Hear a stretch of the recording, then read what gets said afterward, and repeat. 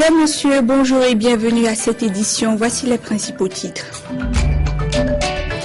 La première dame du Mali a rendu visite aux réfugiés maliens du camp Sanyogo. Madame Traoré Mintou Doucouré leur a apporté le soutien du gouvernement malien. Les intempéries au Mozambique, 36 morts, 85 000 déplacés ces derniers jours selon les chiffres de l'ONU. La province de Gaza dans le sud du pays est la plus touchée.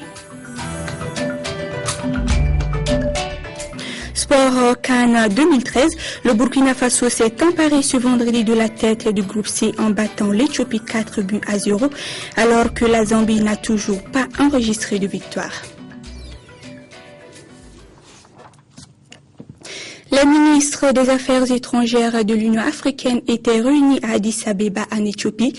Cette rencontre de 2 jours s'est tenue en prélude au 20e sommet des chefs d'État de l'UA, prévu le 27 janvier prochain. Au cœur de la capitale éthiopienne, c'est dans ce bâtiment flambant neuf, construit par les Chinois, que le sommet des 50 ans de l'Union africaine se prépare. L'occasion de rendre hommage à ses pères fondateurs et plus que jamais d'accélérer l'indépendance économique et politique du continent. Nkosazana Dlamini Zuma a des ambitions. Elle annonce la création d'une cour africaine de justice et d'une université panafricaine. Elle en est convaincue, la prochaine décennie sera celle de l'Afrique. Il est important que nous continuions à chercher notre propre modèle de développement pour assurer à notre continent un avenir prospère, la paix, l'intégration et faire de l'Afrique un pôle de croissance pour les décennies à venir. Un demi-siècle d'existence et des projets d'avenir. Malheureusement, l'Union africaine n'a pas toujours les moyens d'appliquer ses propres décisions. C'est ce que lui reproche une partie de la société civile. Il y a un drame humanitaire qui sévit dans les provinces de l'Est de la République démocratique du Congo, mais l'Union africaine agit jusque-là simplement en termes de recommandations. Mais on voudrait que l'Union africaine ait vraiment une présence visible, même sur le plan d'appui logistique et même financier. Pour d'autres, même si elle ne fait qu'exécuter les décisions prises par les chefs d'État, l'Union africaine a réussi à faire entendre sa voix pendant la crise malienne, au moment où l'État malien était vacillant. Le leadership de Mme Zuma, le leadership du président Thomas Bouni-Yahi pour l'adoption de cette résolution au Conseil de sécurité, ce n'est pas rien. Première femme à la tête de l'organisation, la Sud-Africaine veut imprimer sa marque, mais le vrai pouvoir reste entre les mains des chefs d'État et de gouvernement. Ils sont attendus dimanche à Addis Abeba pour ce sommet placé sous le signe de la Renaissance africaine. Au Burkina Faso, un camp de réfugiés maliens a reçu ce jeudi la visite de la première dame du Mali. Elle est allée constater de visu les conditions de vie de ses compatriotes qui ont fui la guerre au Mali. Des enfants qui jouent innocemment, plus loin des adultes qui prennent le thé, tout laisse à croire que l'on est dans un camp de Touareg en temps normal. Et pourtant, ce sont bel et bien des réfugiés maliens qui se sont retrouvés sur ce site à Sanyogo, à une trentaine de kilomètres de Ouagadougou. Des Maliens qui ont fui les exactions et la guerre dans leur pays et que le gouvernement malien n'a pas oublié. En rendant visite à ces Maliens déplacés, c'est ce message de réconfort que la première dame du Mali est venue leur apporter et avec beaucoup d'émotion. Soyez sûrs que le peuple du Mali, le gouvernement et les forces armées et de sécurité sont déterminés à tout mettre en œuvre pour obtenir la libération rapide des zones occupées. Mais ils auront besoin, dans cette mission, la solidarité et l'accompagnement de tous les Maliens. La première dame du Mali, Mintou Traoré, avec à ses côtés et celle du Faso, Chantal Compaoré, a ensuite visité le camp et les infrastructures d'adduction en eau potable, éducative et sanitaire. C'est vraiment une surprise agréable. Je ne m'attendais pas à voir une telle organisation dans ce site-là. Je vois que tous les domaines de la santé sont pris en charge. Pré et puis post et puis les soins. Des difficultés ne peuvent manquer en pareille situation et Chantal Compaoré a réagi séance tenante. Mais dès demain, je vais essayer de m'atteler à exécuter la promesse que je leur ai faite en leur donnant la moto-ambulance. Quant aux réfugiés, ce sont des sentiments mitigés qui les animent, surtout depuis que le Mali est finalement en guerre. Nous sommes à la fois inquiets et puis on a de l'espoir.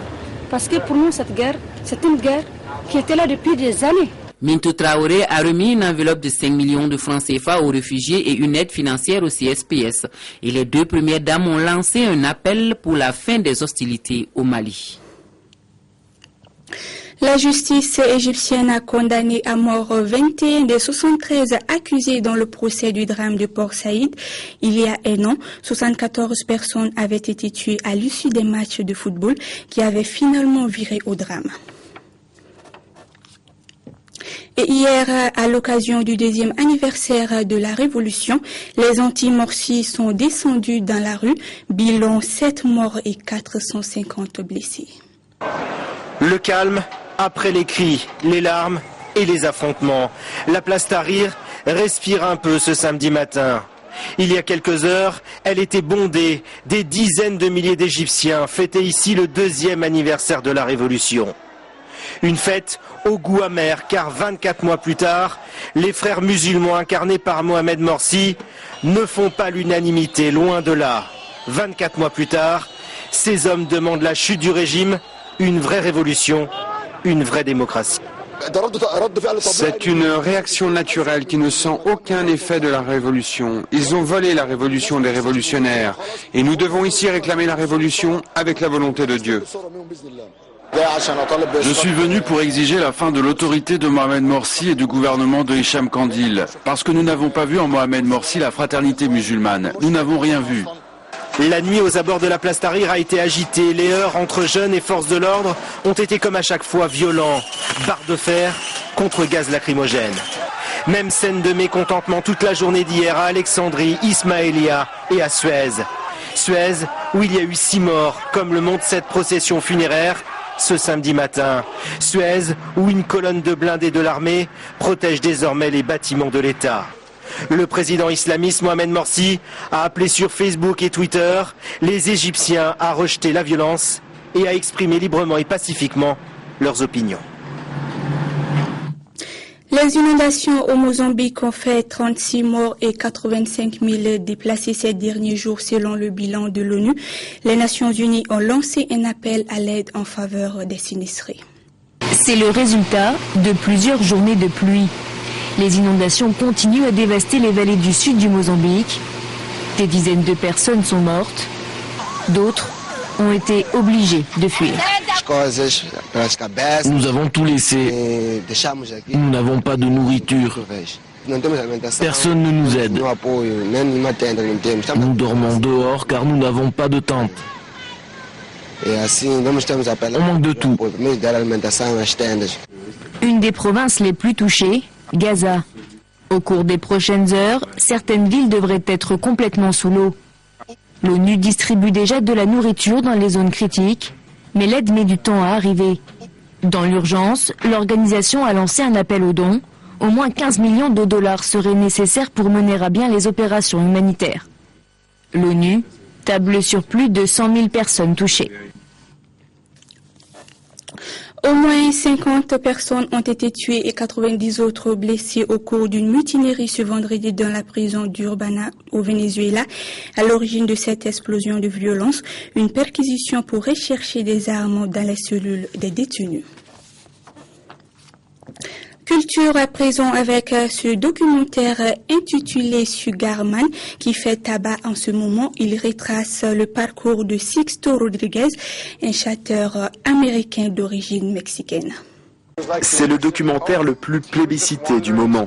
Sugarman, réalisé par Malik Benjeloul, retrace le parcours du chanteur Sixto Rodriguez.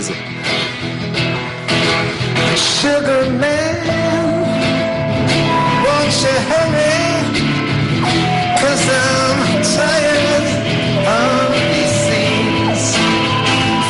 Cet Américain d'origine mexicaine a la courte carrière dans son pays, mais qui connut sans le savoir pendant des décennies un grand succès en Afrique du Sud. Rodriguez nous envoie un message fort contre la consommation à outrance. Il nous dit d'être ce que nous sommes, de vivre avec juste ce dont on a besoin et de partager le surplus avec les autres, comme il l'a fait. Dans ce magasin de disques de Cape Town, les 2 disques de Rodriguez sortis il y a 40 ans se vendent énormément encore aujourd'hui, grâce à son propriétaire, Stephen Segerman. Le disquaire a mis des années avant de retrouver la trace de Rodriguez, redevenu ouvrier après l'échec de ses albums. Sans lui, le film sur son idole n'aurait pas pu se faire, idem pour la reconnaissance tardive du chanteur folk qui a suivi.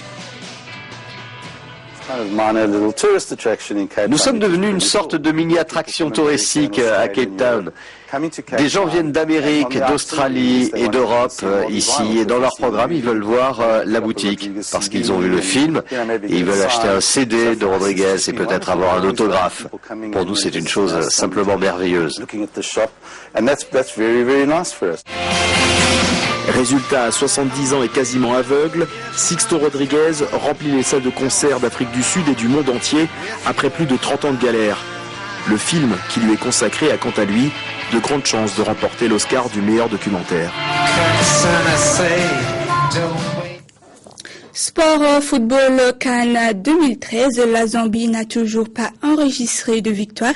Ce vendredi, les champions d'Afrique ont fait un match nul face au Nigeria. Dans ce match Zambie-Nigeria, comptant pour la deuxième journée dans le groupe C, ce sont les Super Eagles qui vont imposer leur jeu. La Zambie est bousculée dans sa propre base. À la 24e minute, Nkassou déstabilise Moussa dans la surface. L'arbitre égyptien désigne le point du penalty. Face à Mouné, John Obi Mikel rate le cadre. 4 minutes plus tard, réaction zambienne. Chichamba met en difficulté Enyama. La mi-temps intervient sur un réveil de Chipolopolo. À la reprise, les Super Eagles imposent leur rythme. Sur cette perte de balle de Chichamba, le Nigeria va ouvrir le score par Emmanuel Emeneke. À 7 minutes du coup de sifflet final, sur un pénalty litigé accordé par l'arbitre égyptien Guéat, la Zambie égalise par son gardien de but. Mouné prend à contre-pied Vincent Enyama. Comme lors de la première journée, c'est le statu quo dans ce groupe C en attendant la rencontre Burkina Faso-Éthiopie. Les champions d'Afrique ont néanmoins eu chaud. Et après 18 tentatives infructueuses, le Burkina Faso remporte son premier match en phase de finale de la CAN 2013. Les étalons ont battu en seconde heure les Walia d'Éthiopie par 4-0. Aminata Mariko pour le compte-rendu. C'est sur la pelouse gorgée d'eau du Mont-Bela Stadium de Nelspruit que le référé séchelois lâche les 22 acteurs. Dans un système 4-4-2, les Walia tentent de déjouer les pronostics qui ne les donnent pas favoris dans cette rencontre. Mais les premières tentatives acrobatiques est burkinabé ici en vert. Pitroiba récupère le ballon aux 20 mètres et tente une demi-volée qui ne donne rien. Cette première grosse occasion révèle les Éthiopiens qui occupent mieux la largeur du terrain. Sur un contre-rondement mené, les Walia sont tout près d'ouvrir la marque à la 4e minute. Servi d'une talonnade astucieuse dans le dos de la défense, Bekele se présente seul face à Soulama, mais sa frappe du plat du pied vient heurter le montant. À la 21e minute, au terme d'un beau jeu en triangle, Alain Claude frappe sur Tadele qui repousse des 2 points. Sanou a bien suivi pour pousser le ballon au fond, mais est signalé en position d'orgie. Le Burkina Faso met désormais la pression sur l'Éthiopie qui a du mal à sortir de ses 50 mètres. Profitant d'une perte de balles au milieu, les étalons se lancent en contre-attaque. À la 34e minute, Banzé met une première fois Tadele à contribution. Le ballon revient sur Kabouré qui trouve Traoré d'une superbe louche. L'attaquant lorientais ne se fait pas prier pour ouvrir la marque d'une demi-volée. 1-0, le Burkina fait sauter le verrou des Walia qui accusent quelque peu le coup et ne parviennent plus à remonter le ballon. Camille Bernard siffle la fin d'une première période ouverte. Au retour, plus réalistes que leurs adversaires qui ont perdu leurs 2 meilleurs joueurs sur blessure, les étalons reviennent avec l'envie de conserver le maigre avantage. Ils seront réduits à 10 à la 60e minute suite à l'expulsion de Soulama qui est sorti un peu trop loin après avoir pris le ballon à l'extérieur de la surface avec ses mains. Malgré cette infériorité numérique, Alain Claude double la mise à la 74e minute et devient le meilleur buteur de la compétition avec 3 buts en 2 apparitions. Il sera imité plus tard par Koné qui se présente seul face à Tadele. 3-0, l'Éthiopie tente de sauver l'honneur et continue d'aller de l'avant, mais cela semble être cause perdue. Car Pitroeva enfonce le clou dans le temps additionnel. Le Burkina Faso prend ainsi la tête de ce groupe C avec 4 points avant d'affronter la Zambie, championne d'Afrique en titre. Voilà, c'est la fin de cette édition. Merci de l'avoir suivi. Excellente suite de programmes sur Africable Télévision.